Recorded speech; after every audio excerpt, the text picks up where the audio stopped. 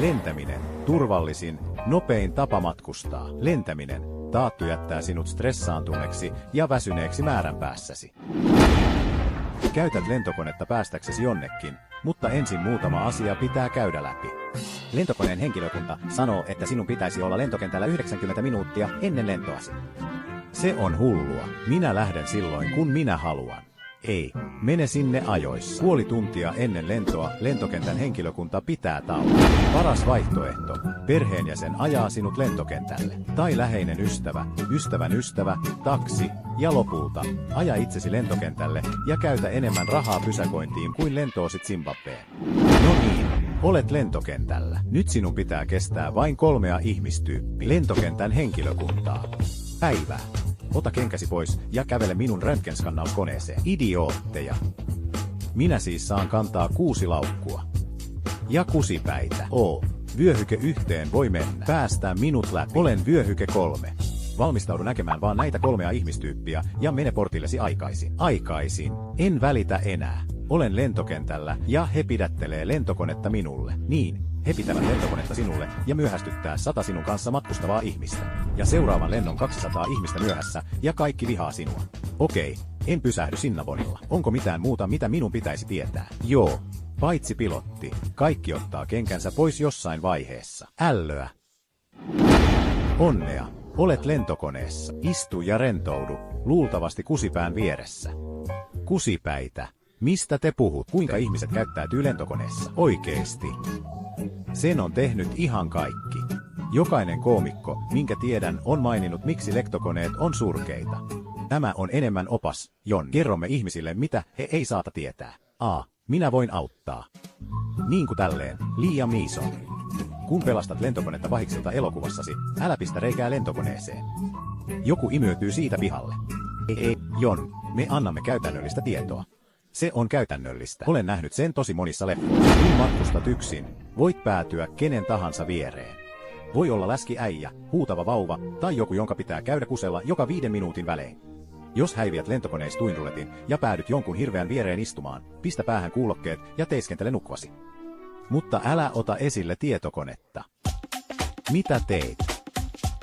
Mitä hommaa teet? Mikä on ammattisi? Sinulla ei ole hallintaa siitä, kuka istuu viereesi, mutta sinulla on hallintaa tuolistasi.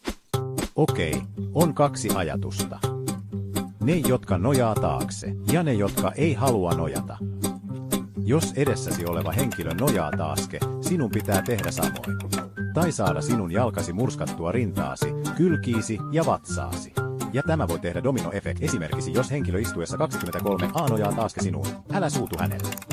Tämä on saattanut alkaa istuimelta 7. Paskat siitä. Istun poistumisrivillä. Sun pitää maksaa siitä. Nykyään lentoyhtiöt pakottaa sinut maskamaan kaikesta. Tarkista laukkusi. Sun pitää maksaa. Haluat ruokaa? Sun pitää maksaa. Haluato kuulokkeen? Sun pitää maksaa. Nyt pitää maksaa siitä, että istuu poistumisrivissä. Lentoyhtiöt ajattelee, että fiksut ihmiset istuu siinä mikä avaa hätäoven katastrofin varalta, mutta ei. Kuka pöljä maksaa ylimääräiset $50, mikä ei nojaa, ja ei ole mitään paikkaa mihin laittaa. Lentokone laskeutui. Hurraa! Sinun pitää vielä päästä pois lentokoneelta, ja tämä on pahempi kuin Los Angelesin ruuhka-aika. Ajattele sitä pientä väylää, jonka läpi virvoitusjuomakärry tuskin mahtuu. Kaikkien pitää mahtua siitä. Voinko töniä muita, jos en enää jaska olla lentokoneella? Ei. Se tarvitsee vain 1 kusipään muita kohtaan aiheuttaakseen viivästyksen. Kiitos vaan, pässi. Minulta jäi väliin minun lentomauiin. Nyt minun pitää yöpyä Etelä-Dakotassa. Olen pois lentokoneelta. Joo, mutta sinulla ei ole laukkuasi vielä. Sinun pitää odottaa sitä. Minun pitää odottaa lisää. Kuinka kauan? Ehkä puoli tuntia. Ja jos ne kadotti laukkusi, jonka ne tekee usein, niin kuin sinulla ei ole housuja matkallesi. Vain ne hikiset housut, joissa olet muhinut 5 tuntia. Minun housuissani ei ole muhennos. Minä viittasin ylipäätään sinuun. Me toivomme, että nautit lentokonereissupäivästäsi. Kyllä nautin. Se elokuva, minkä ne näytti, oli ostarikyttä. Kärsivällisyydellä ja maalaisjärjellä voit päästä lentokonereissusi läpi pienellä stressillä. Joo, ja jos istut Liam Neesonin viereen, kysy häneltä, onko hänellä pisin Hollywoodissa. Jonni. Enkö mä saa viheltää? Naiset ja herrat, täällä on teidän kapteeni puhumassa. Jos vasemmalla olevat katsotte ikkunasta läpi, näette 15 lentokonetta, joiden pitää nousta ennen meitä.